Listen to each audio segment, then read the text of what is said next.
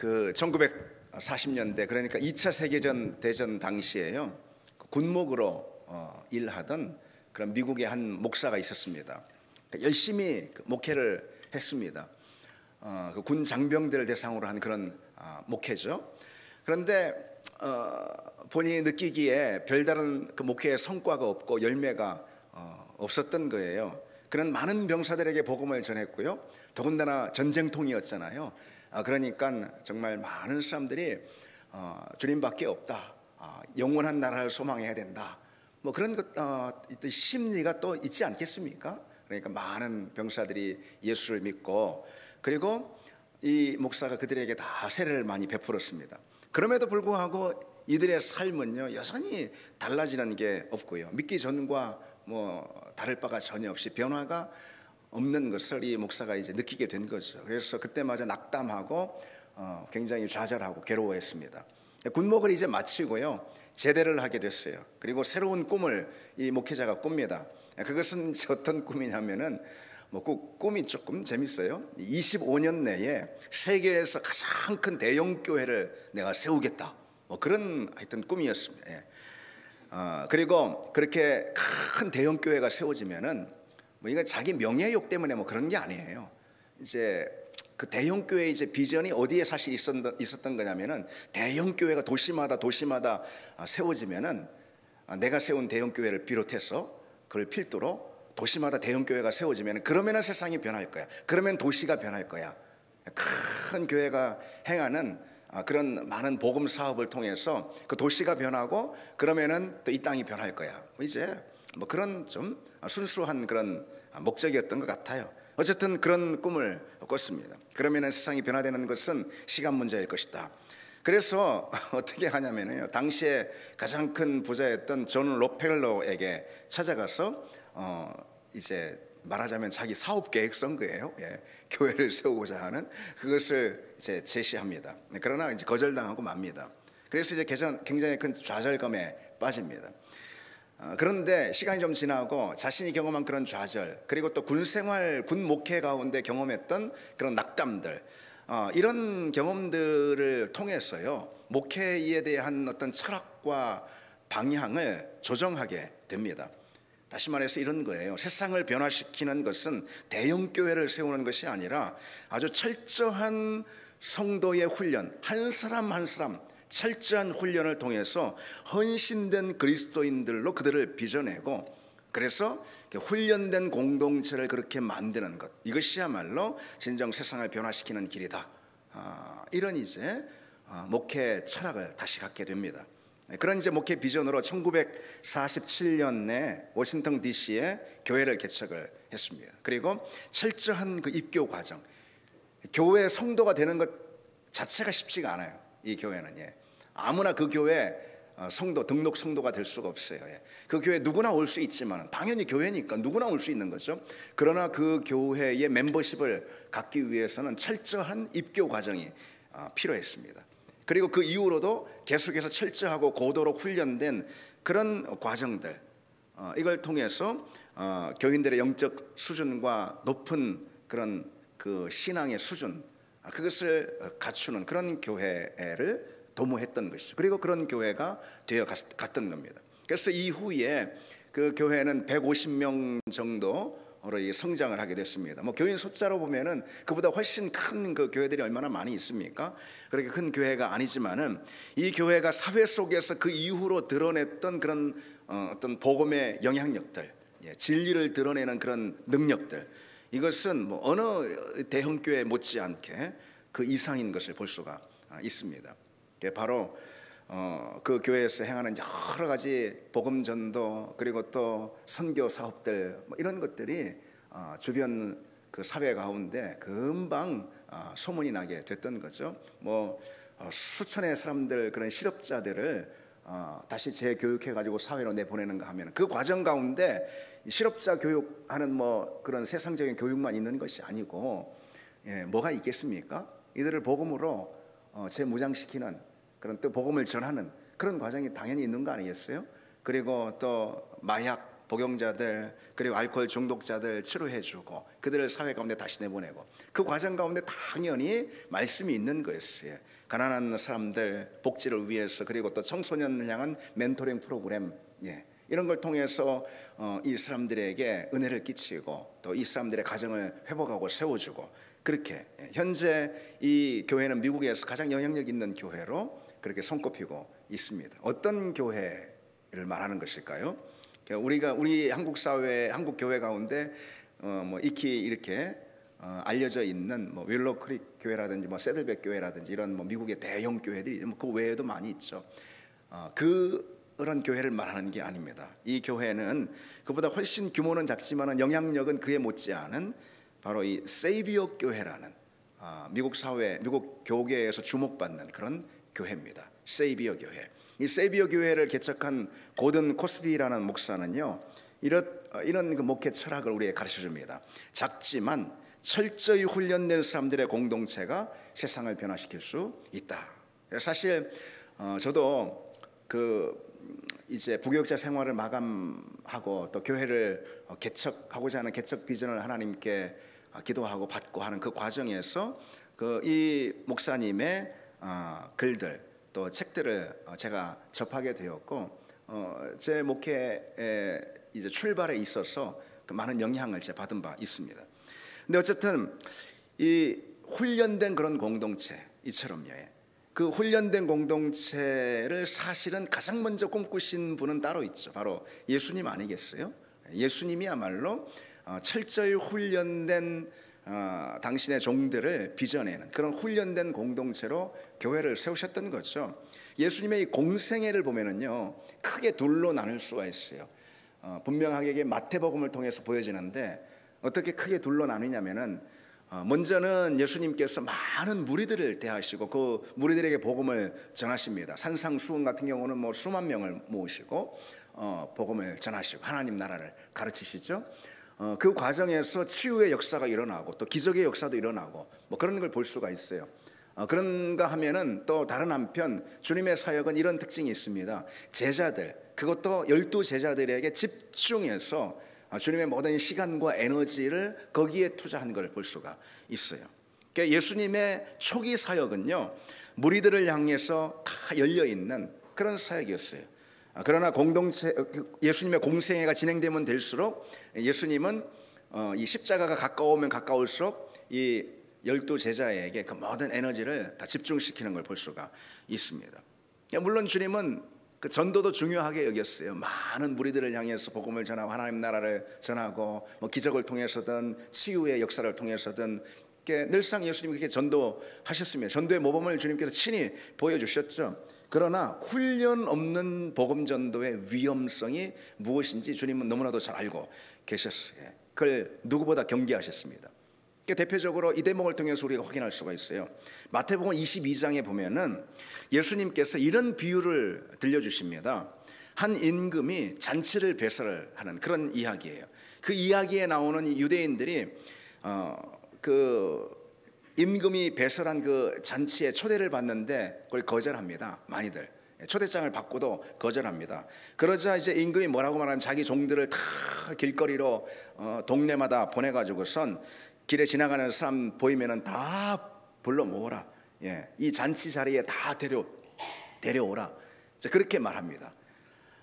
그러나 그렇게 해서 초대받은 이 혼인잔치의 그 잔치 가운데 온 사람들 가운데 예복을 입지 않은 사람들이 있었어요. 그 예복을 입지 않은 사람들을 쫓아내는 그런 비유의 말씀이에요. 여러분 이게 무슨 뜻이겠습니까?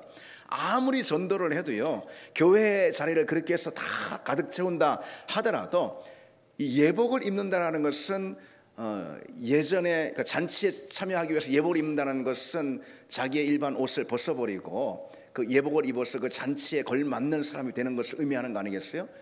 이것을 신앙적인 의미로 보면은 바로 훈련을 통해서 그리고 또 말씀의 교육을 통해서 자신의 옛 모습을 벗어버리고 옛 성품, 옛 본성 벗어버리고 새로운 사람으로 빚어지는 것을 말하는 거죠. 그래서 이게 바로 예복을 입는 거예요. 훈련받아 예복으로 갈아입지 않으면은 그러면은 다 잔치의 자리에 참여할 수 없고 결국은 쫓겨난다. 잔치의 자리에 초대를 받아서 다 왔다 하더라도 예복으로 갈아입지 않. 다시 말해서 말씀을 통해 제대로 훈련받지 못하면은 그러면은 결국은 그 영혼은 사단에게 빼앗길 수밖에 없다라는 그런 말씀인 거죠. 전도도 중요한 것입니다. 교회의 자리를 채우는 것도 물론 중요합니다. 온 땅에 온 세상의 복음을 전해서 자리를 채우라고 말씀하셨어요. 그것도 중요합니다. 그러나 훈련받지 않으면은요, 채워진 자리에 있던 모든 사람들 결국 사단에게 빼앗기게 될 수밖에 없는 거죠. 훈련이 중요하다는 거죠. 말씀을 통해서 제대로 교육받고 또 구비되고 빚어지는 거, 이게 참으로 중요한 겁니다. 안타깝게도 근데 오늘날 훈련을 기피하는 현상들이 너무나도 많은 거죠. 그런 신앙인들이 얼마나 많습니까? 그저 심리적인 위로와 평안을 신앙생활의 목적으로 삼기 때문에 그런 거 아니겠어요? 아니면 신앙생활을 일종의 어떤 자기 인생의 하나의 액세서리 정도로, 정서적인 액세서리 그 정도로 여기는 경우가, 그거 역시도 훈련받지 않아서 그러는 거예요. 훈련받지 않아서 복음이 뭔지 모르니까 그러는 거예요. 신앙생활이 뭔지 모르니까 평생 신앙생활을 해도 그렇게 하는 거 아니겠어요? 그래서 훈련 없는 교회들이 참 많아요. 훈련을 기피하는 성도들이 참 많고. 근데 여러분 여기서 오해는 하지 마시기 바랍니다. 훈련이라는 것은 꼭 우리 교회에 있는 어떤 제자훈련 코스, 다른 교회도 있듯이 그런 어떤 제자훈련을 위해서 이렇게 마련된 그런 프로그램, 꼭 그것만 말하는 것은 아닙니다. 그게 있으면 또 유익하고 좋겠죠. 그러나 이 훈련이라는 것은 기본적으로 강단의 말씀을 통해서 또 우리 성도들이 기도의 제단 앞에 무릎 꿇고 기도하는 그 모든 기도의 자리를 통해서 일어나는 그런 일들입니다. 그런 과정인 거예요, 훈련이. 그래서 우리의 옛 본성이 온전히 변화되어서 새 사람을 덧입고, 그리고 새로운 피조물로서 주님께서 우리에게 요구하시는 신앙의 목적과 수준을 향해 나아가는, 전진하는 그런 모든 과정들, 그래서 성령의 열매를 맺고 믿음의 성숙을 이루어가는 모든 과정들을 말하는 것이죠. 신앙생활을 그저 정서적인 위안이나 안위 정도로만, 아니면 어떤 종교생활 정도로만 여기지 않는 걸 말하는 거예요. 그건 종교죠. 훈련을 통해서 그것이 빚어진다는 거죠.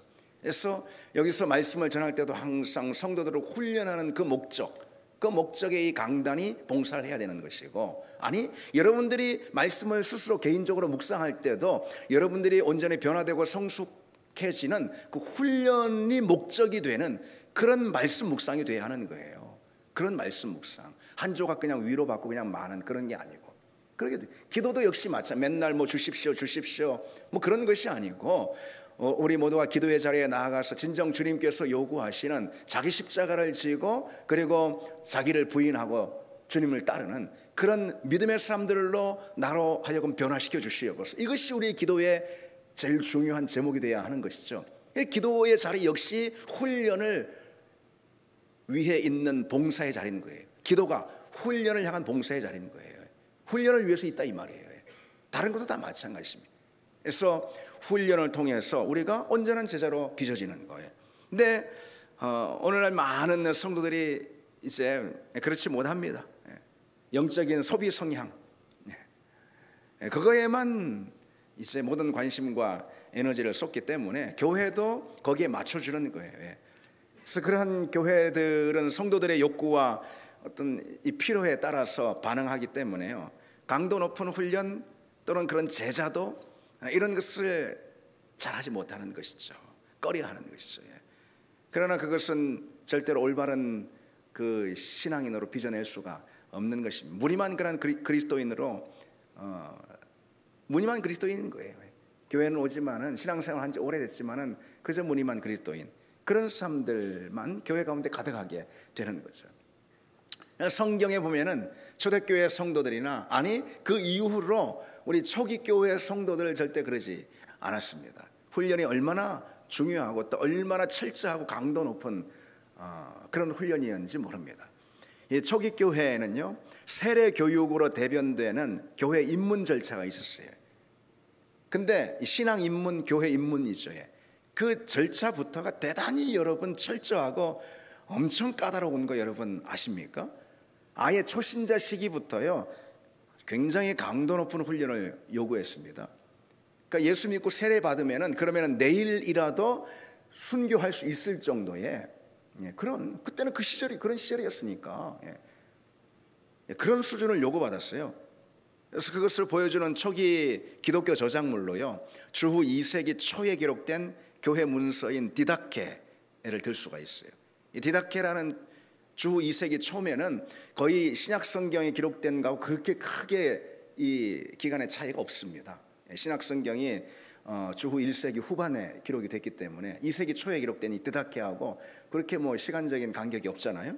근데 이 디다케를 보면은요, 특히 이 디다케는 무엇을 목적으로 이 기록된 초기 교회 문서냐면은요, 그것이 지금도 고스란히 다 남아 있습니다. 어떤 목적으로 기록된 초기 교회 문서냐면은 세례 받을 사람들의 자격을 상세하게 거기 규정해 놓고, 그리고 세례 교육 자료가 거기 다 들어 있습니다. 세례 교육 자격이라는 세례 교육 자료라는 것은 뭐겠어요? 온전한 그리스도인으로서의 삶이 무엇인지 보여주는 그런 모든 교육 자료들을 말하는 거죠. 그래서 그 당시 기독교에 입문하기 위해서 대단히 까다로운 그런 이제 세례 교육의 과정을 거쳐야 했던 거죠. 그런 훈련을 거쳐야 했습니다. 초기 교회 시절에는 초신자부터, 세례 교육을 받는 초신자들부터요, 그처럼 아주 철저하게 교육 받았던 거죠. 그래서 그 교육을 이수하지 못하면은 교인이 되지 못하는 거예요. 세례 받지 못하는 거예요. 교회 나오지 못하는 거죠, 한마디로. 그래서 거기에 순종하는 결단이 요구되었고, 그런 사람들만, 그러니까 교회 멤버십을 다 가질 수가 있었던 거예요.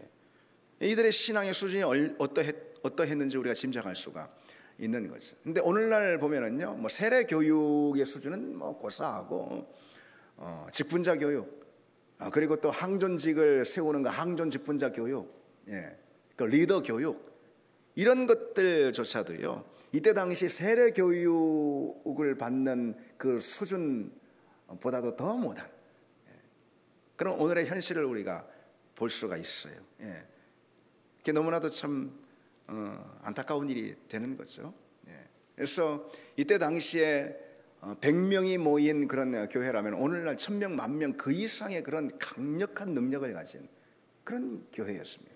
오늘날은 정말 말하기 미안하지만은, 그리고 뭐 저부터도 돌아봐야 되지만은, 우리 모두가 볼 때 오늘날은 정말 너무나도 이 교회 멤버십을 가지기에 민망한 수준의 신앙인들이 얼마나 많습니까? 그냥 교회 문턱 넘어오는 거예요. 그냥 예배 참석하는 그런 종교인들인 거죠. 그게 안타까운 말이지만은 그것이 우리 현실인 경우가 여러분 얼마나 많습니까? 그렇지 않습니까? 신앙생활 한 지가 얼마나 오래됐는데도 불구하고 이때 당시로 보자면은 초기 교회로 보자면은 예수 믿은 지 이제 얼마 안 된 어린 신자들보다도 훨씬 더 못한 신앙의 수준을 우리가 가지고 있는 거죠. 여러분, 제가 종종 강조하지만은 훈련 없이는 절대로 제자가 될 수 없고 그리스도인이 될 수가 없습니다. 훈련 없이는 절대로 우리가 직분을 가질 수가 없고, 그래서 우리가 다 그냥 만 30 이상 돼가지고선 신앙생활 한 지 1년 이상, 아니 세례 받은 지 1년 이상 이렇게 되면은 다 그냥 집사님이 됩니다. 집사님이 다 됩니다. 목사도 마찬가지예요. 신학 공부 뭐 조금 몇 년 하고선 그 다음에 수련 과정 조금 밟으면은 누구든 다 뭐 목사 못 될 사람 누가 있습니까? 그 가운데 신앙이 없는 사람들도 얼마나 많은지, 더군다나 신학교육 과정도 말씀을 제대로 훈련받는 그런 과정이 아닌 경우가 참 많거든요. 소위 말하는 자유주의 물결에 의해서 세속 물결, 자유주의 신학이 들어와 가지고선 성경에서 가르치고 있는 그런 제자, 그런 목회자로 세우지 못하는 경우들이 참 많이 있습니다. 그런 사람들이 우후죽순 그냥 뭐 다들 그런 사람들을 길러내는 신학교가 생기고, 그리고 또 그런 사람들이 이 목회 현장 가운데 다 나오는 거죠.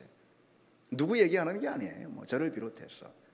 다시 말해서 훈련 제대로 받지 못해가지고, 그러지 않아가지고 자격 없는 그런 목회자들, 자격 없는 그런 직분자들, 자격 없는 장로, 안수집사, 권사, 자격 없는 목자들, 자격 없는 교인들이 너무나도 많다는 거예요. 어떻습니까, 여러분? 실은 다른 어디보다도요, 교회가 그 멤버십을 갖는 데 있어서 아주 철저하고 엄격해야 합니다. 그렇지 않습니까? 교회는 그 어느 세상의 그 단체나 어느 세상의 기관보다도, 어느 모임보다도 영광스러운 곳 아니겠습니까? 위대한 곳 아니겠습니까? 그리스도의 핏값으로 세워진 가치 있는 곳 아니겠습니까? 어느 세상의 무슨 단체나 기관이나 모임이 예수 그리스도의 핏값으로 세워졌답니까? 그 무엇이 아무리 소중하고 가치 있는 그런 모임이라 하더라도 그리스도의 핏값으로 세워진 곳은 교회밖에 없습니다. 그러니 교회야말로 세상에 있는 그 어떤 무엇보다도 가치 있는 곳이고 영광스러운 곳이고 위대한 곳입니다. 그러니 교회의 멤버십을 가지는 사람은 아무나 가질 수가 없는 거죠. 세상에 여기 무슨 뭐 골프 모임만 해도요, 뭐 전 잘 모르겠지만 그 멤버십을 가지려면은 대단히 뭐 비용이 많이 들어갑니다. 예. 코스트가 들어가요, 코스트가. 예. 여러 가지 모든 면에서. 예. 돈도 들어가고 뭐 매번 그때 나와야 되고 뭐 그런 거 있지 않겠어요? 예? 헌신이 들어간다 이런 것입니다. 교회는요, 아무에게나 자격을 줍니다. 그러니 그냥 슈틀리면 안아버리고 기분 따라 안아버리고, 예. 교회 뭐 오고 안 오고가 중요한 게 아닌데 어쨌든 그런 것이죠. 예. 그런 자격 없는 사람들이 오늘날 무수히 배출이 되고, 나도 성도니, 나도 그리스도인이니, 나도 장로니, 나도 목사니 그러고 있는 세상인 거죠. 자, 여러분 뭐 좀 듣기 불편하고 거북한 그런 이야기지만 저도 마찬가지고요. 예. 그래서 우리가 또 이 말씀을 나눌 필요가 있지 않겠습니까? 예. 훈련 없이는 제자가 될 수가 없습니다. 훈련 없이는 직분도 리더도 없습니다. 훈련 없는 교회는 그저 자기 필요에 따라서 이리 휩쓸리고 저리 휩쓸리는 그런 성도들만 양상할 뿐인 거예요. 그래서 그 교회는 그 자체로 병든 교회가 됩니다. 그래서 훈련에 집중하지 않는 그런 성도는 의무를 다하지 못하는 거예요. 예. 그런 교회 역시 의무를 다하지 못하는 그런 교회죠. 여러분, 근데 다시 재차 말씀드리면 훈련이라는 것은 뭐 어떤 뭐 제자 훈련, 뭐 일기, 뭐 십기 뭐 이런 걸 말하는 건 아니라고, 성경 공부 꼭 뭐 어떤 프로그램 참여해 그런 것 말하는 건 아니라고 재차 강조를 드립니다.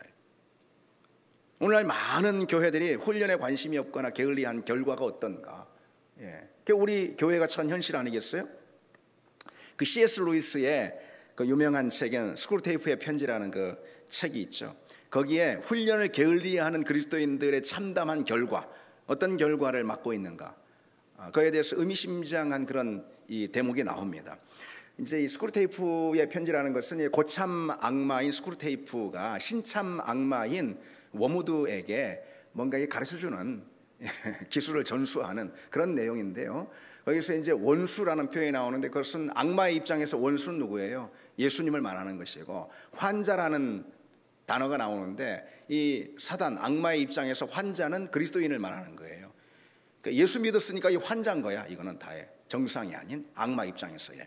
자, 한번 들어보십시오. 이 신참 악마인 워무드가요, 고참 악마인 스크루테이프에게 다음과 같은 사실을 이렇게 보고하고 있습니다. 말하고 있어요. 낙담할 필요가 없습니다. 수백 명에 이르는 어른 회심자들은 원수의 진영에 잠시 머문 뒤 괘씸하고 나서 이제는 우리와 함께 있습니다. 우리는 여전히 정신과 신체가 온전치 못한 그 환자의 모든 습관들을 좋아합니다. 이런 대목이 나옵니다. 뼈아프게 오늘날 교회의 현실을 보여주고 있지 않나 생각이 드는 거죠. 사단들은 오늘날 정말 많은 교회에 나오는 그 교인들이 예수 믿는다고 괘씸한 다음에 회심 했다라는 거예요. 그 다음에 다시 세상으로 빠져나가, 다시 말해서 악마의 진영에 들어가서 그 안에 있는 사람들이 얼마나 많은지 모른다는 거죠. 그로 인해서 사단의 진영은 전혀 걱정할 게 없습니다. 전도 많이 하라고 그러세요. 전도 많이 하라고 그러세요. 교회에서 그래서 많이 교회 가라고 그러세요. 전혀 걱정할 게 없어요. 이게 사단의 진영에서 나오는 우리 교회를 향한 논평이라는 것이죠. 전도받는 자리에서 혹은 초청 행사의 뭐 그런 자리에서 예수를 구주로 영접하겠다고, 내가 예수를 믿겠다고 그런 사람들이 많습니다. 어쩜 우리도 다 그렇게 해서 예수를 믿게 되었을 거예요. 그러나 그 후에 온전한 제자로 훈련받지 못했어요. 여전히 세상 살았던 그 모습 그대로, 뭐 습관 하나 변하지 않고 그대로 살아가는 우리 모습들, 그런 참담한 결과가 오늘날 교회 가운데 많이 있을 수 있습니다. 훈련 없는 그런 성도는 마귀가 우는 사자처럼 삼킬자를 찾을 때 그 영혼을, 그 믿음을 빼앗길 수밖에 없죠. 훈련 없이는 하나님의 말씀에 순종할 수가 없습니다. 하나님의 말씀을 진리의 말씀으로, 온전한 말씀으로, 생명의 말씀으로 받아들이질 못하는 걸요. 훈련 없이는요. 훈련 없이는 하나님 나라를 위해서 우리가 절대 살 수 없고 순종할 수가 없습니다. 훈련 없이는 그래서 결코 자기 영혼을 지키지 못하게 되는 거예요. 그래서 제자훈련 이 분야에 있어서 세계적인 권위자인 그 빌 베캠이라는 목사는요, 이렇게 말해주고 있어요. 예수님의 제자훈련 과정이 없었다면 성령 강림도 인격의 변화 측면에서는 효과가 미미했을 것이다. 예, 참 의미 있는 그런 말이라고 생각이 듭니다. 예. 예수님께서 제자훈련을 하셨잖아요. 공생의 기간 내내 아까도 제가 말씀드렸듯이 초기에는 예수님께서 무리들을 이렇게 대하시고 천국을 가르치시고 했어요. 그러다가 점점 십자가가 가까우면 가까울수록 12제자에게 집중하셔서 그들을 주목하시고 모든 에너지를 그들에게 쏟으시며 다시 말해서 그들을 제자훈련시켰다, 이런 거죠. 그 예수님의 제자훈련 없이는 성령 강림의 역사가 있었다 하더라도 제자들의 인격의 변화, 성품의 변화에 있어서는 그 효과가 미미했을 것이다. 우리는 오순절 성령 강림처럼 우리 가운데 불처럼 바람처럼 임하시는 성령의 충만한 역사, 그것이면 다 되는 줄 알거든요. 물론 그게 중요하지 않은 건 아닙니다. 우리가 정말 그 어떤 것보다도 우선적으로 구할 기도의 제목이 있다면 우리 가운데 성령의 충만한 임재 사건일 거예요. 그러나 훈련이 없다면요, 인격과 성품의 변화, 그리스도인 됨의 변화에 있어서는, 다시 말해서 그게 제자 아니겠어요? 제자로 변화되는 것에 있어서는 성령 강림의 역사도 그 효과는 미미할 것이다 라고 이렇게 말하고 있어요. 좀 과한 편이다 이런 생각도 들긴 하는데, 그러나 틀린 말은 아니라는 것이죠. 예수님께서 제자들을 공생의 기간 내내 탄탄하게 말씀으로 진리로 훈련시키셨던 거예요. 아니, 성령 강림 하나면은 제자들이 완전히 그냥 뒤집어져 버리고 새로워졌다면은, 그거 하나면은 그냥 충분하고 좋겠다면은, 아니 예수님 뭐하러 고단하게 그 제자들을 모아놓고 12제자에 그렇게 집중하면서 그 귀한 시간을 투자하고 제자들을 훈련을 시켰겠습니까? 어차피 조금 있으면 예수님 부활하시고 그리고 성령 강림하시면은 그들이 다 뒤집어져 버릴 거인데, 그러지 않겠습니까? 제자 훈련은 뭘 하겠습니까? 성령 충만과 성령 강림을 통해서도 이룰 수 없는 우리 신앙의 영역이 있다라는 거예요. 그것은 말씀과 진리를 통해 철저하고 그리고 충분한 훈련의 과정이 있어요. 이것을 통해서만 비로소 우리가 믿음의 성화를 이루고 성숙하게 된다는 것이죠. 물론 성령께서도 충만한 은혜와 역사를 통해서 우리 그 훈련의 과정을 도우십니다. 그래서 여러분, 교회에서 이 훈련에 대해서 강조하는 것은 아무리 강조해도 지나치지가 않습니다. 특히 오늘 말씀 보시면은요, 망령되고 허탄한 신화를 버리고 경건에 이르도록 내 자신을 연단하라 그랬어요.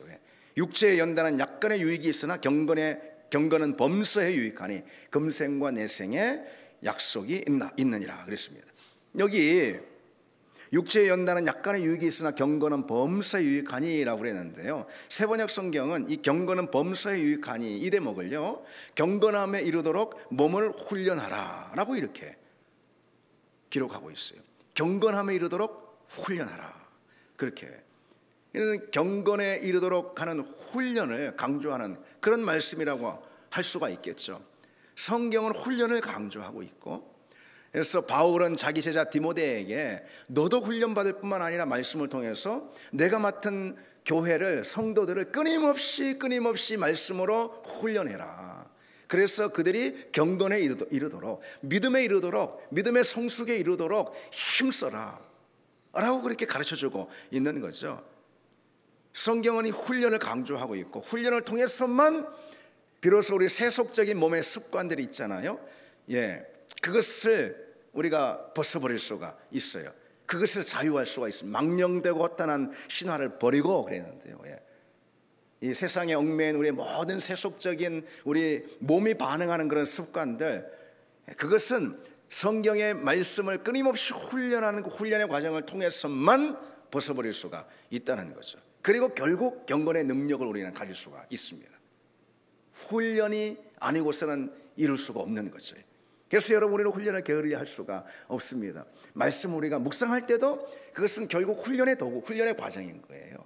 다른 게 아니에요, 여러분. 내가 빚어지고 그리고 주님께서 요구하시는 믿음의 수준까지 성장하고 자라게 하는 훈련의 과정, 그게 말씀을 묵상하는 목적인 것입니다. 기도하는 목적도 거기에 있는 거예요. 말씀을 듣는 목적도 거기에 있는 것이고, 심지어 여러분 교우들과의 관계도 바로 거기에 있습니다. 교우들과의 관계, 내가 행복하고 즐겁고 만나면 행복하고 그러려고 교우들과의 관계를 갖는 거, 뭐 그럴 수 있죠. 그러나 교우들과의 관계도요, 결국은 내가 빚어지는 훈련의 과정인 거예요. 내 성품이 빚어지는 훈련의 과정인 거예요. 그래서 누구한테 상처받았다고 삐져버리고 그거 안 된다는 훈련의 과정이에요. 훈련의 과정. 예. 그리고 봉사하고 사역하고 섬기는 것, 모든 그 과정들도 훈련의 과정인 것입니다. 예. 봉사해서 교회를 든든히 세우고 다 그렇습니다. 물론 그렇습니다. 예. 그리고 다른 교우들에게 유익을 주고, 내가 교사라는 봉사 아니면은 예배팀이라는 봉사를 하면은 교우들에게 유익을 주고 맞습니다. 예. 그러나 봉사하고 섬기고 그리고 사역하는 그 모든 것도 실은 내가 빚어지는 훈련의 과정이라는 거예요. 다 그 도구라는 것입니다. 그래서 우리 신앙생활 과정에서 제일 중요한 목적이 무엇입니까? 성장하는 거예요. 변화되어서 성장하는 거예요. 그래서 주님께서 요구하는 수준까지 자라는 거예요. 그렇게 하는 모든 수단과 통로가 무엇입니까? 말씀이고 기도고 심지어 성도들과의 교제이고 그리고 또 사역이고 봉사이고 다 그렇습니다. 그것이 무엇을 위해 섬기는 거죠? 나의 영적인 성장, 그것을 섬기는 거라는 것이죠. 우리는 훈련을 게을리해서는 안 됩니다. 성도와의 관계 안에서 어떤 어려움과 갈등과 그리고 또 상처를 입는 그런 때가 있을 수 있어요. 뭘로 여겨야 합니까? 하나님께서 나를 훈련시키시고 나를 빚으시는구나. 이 과정을 통해서 모든 성도들이 나한테 너무 좋고 너무 잘 대해주고 너무 친절하면은 훈련이 되겠습니까? 예.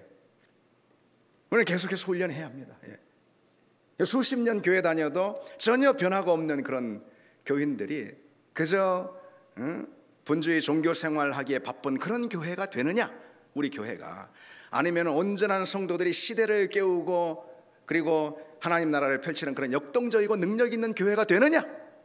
그 갈림길은 어디에 있습니까? 훈련에 집중하느냐? 저를 비롯해 우리 모든 성도들이 훈련에 집중하느냐? 이거에 달려 있는 거예요. 이거에 우리는 훈련하는 교회가 되기를 원합니다, 여러분. 훈련받는 교회.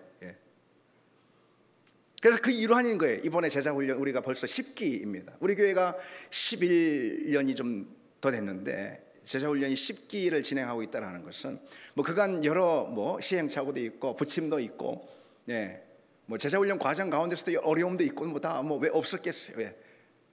일단 그걸 진행하는 저도 부족하고 허물이 많고 다 있었지만, 그러나 하나님께서 벌써 이 10기를 시작할 수 있게끔 해주신 그 은혜가 너무나도 크고 감사하다 생각합니다. 그래서 저는 한때 제자훈련이 진행하는 것들이 너무 힘들어가지고 저도 그냥 좀 편하게 목회를 하는 게 좋겠다. 그리고 오해 마시고 들으시기 바랍니다. 제 나름대로 제 개인적으로는 제자훈련 해도 변하는 게 없어.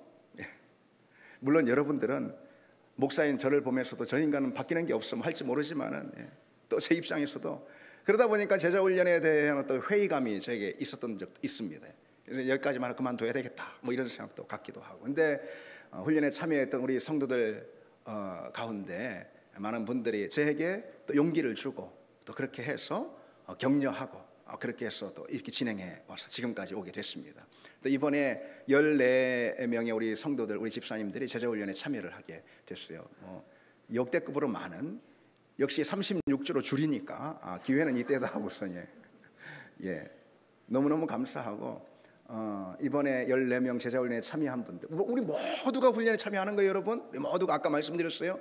그러나 특별한 어떤 과정으로 작심을 하고 그 과정만큼 내가 훈련자로서 좀 빚어줘야 되겠다라는 특별한 마음을 가지고 기도하면서 이 제자훈련을 우리가 이 과정 가운데 36주를 하는 것이죠. 예. 그래서 이분들을 위해서 여러분 더 많이 기도해 주시고요. 훈련의 목적은 무엇보다도 다른 게 아니에요. 훈련의 목적이 무엇입니까?